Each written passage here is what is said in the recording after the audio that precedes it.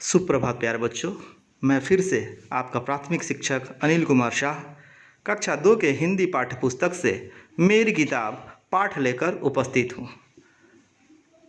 दिए गए चित्र में एक बच्ची को आप देख पा रहे होंगे कि किताबों से बच्ची घिरी हुई है और उसके मुंह, आंखें फैले हुए हैं, हाथ फैले हुए हैं और देख के समझ में भी आ रहा होगा पाठ के शीर्षक से कि किताबों के बारे में हम लोग आज पढ़ने जा रहे हैं।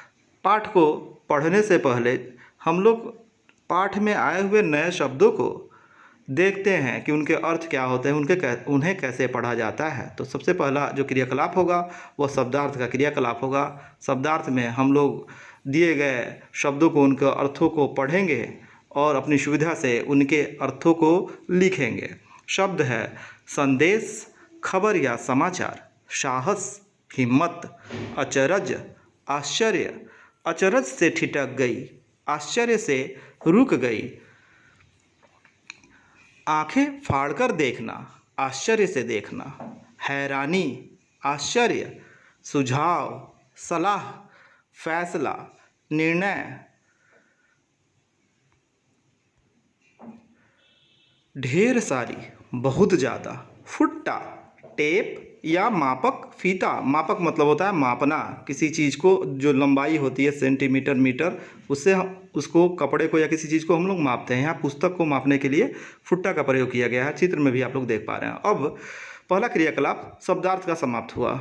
हम लोग अब कहानी को संक्षिप्त रूप में सुनते हैं। प्यारे बच्चों, यह कहानी आपके पाठ्यपुस्तक से ली गई है और कहानी काफ़ी रोचक है। आप ही के उम्र के बच्चों की कहानी है।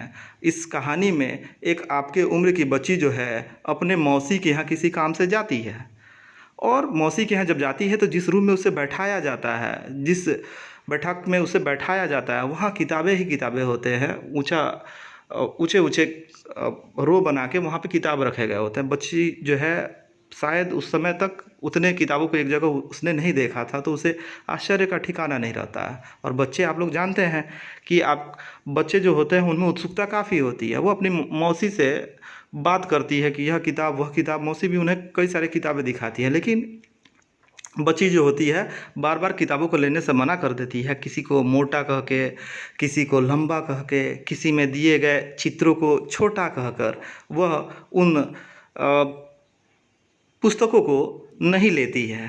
मौसी को समझ में आता है तो मौसी उससे हंसी करती है कि बेटी जब अगली बार तुम आना तो फुट्टा लेकर आना, टेप लेकर आना और इसे माप लेना।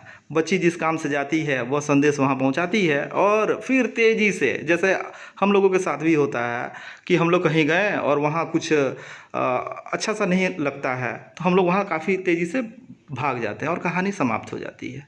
इस प्रकार हम लोग दो क्रियाकलाप कर लिए, शब्दार्थ और कहानी का सार, भावार्थ। अब हम लोग पाठ को पढ़ेंगे।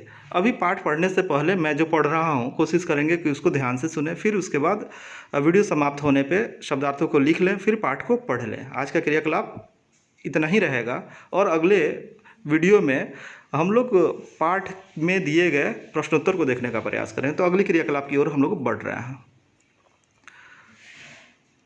पाठ मेरी किताब। क्रियाकलाप पठन। माँ ने वीरू को एक संदेश देकर अपनी बहन के पास भेजा। मौसी ने प्यार से वीरू को अंदर बुलाया और बैठक में ले गई। बैठक में कदम रखते ही वीरू अचरज से ठिठक गई।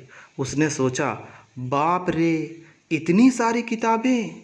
वहाँ नीचे से ऊपर तक किताबों से भरे खानों वाली दो लंबी दीवारें थीं। वह आंखें फाड़ देखती रही। अंत में उसने साहस करके पूछा, क्या आपके पास बच्चों के लिए भी किताबें हैं? मौसी ने कहा, हाँ, यह देखो, यह वाला खाना और यह वाला। वीरू ने हैरानी से कहा, इतनी ढेर सारी किताबें? मेरे पास तो इतनी किताबें नहीं हैं।